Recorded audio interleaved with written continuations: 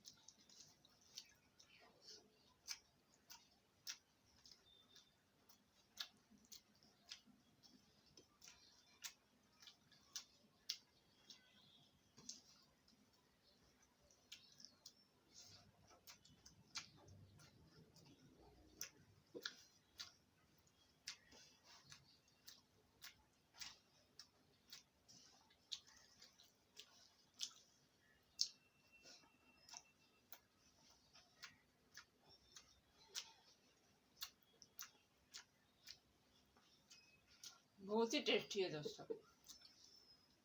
Simple सा खाना है।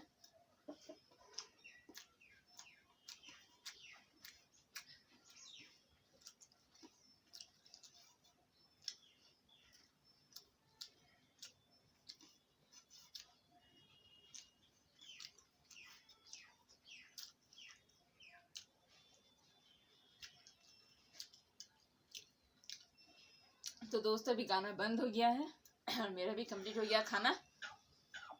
तो मुर्गा यहाँ पे बैठा हुआ है, एक फूलगोभी का टुकड़ा खाया था।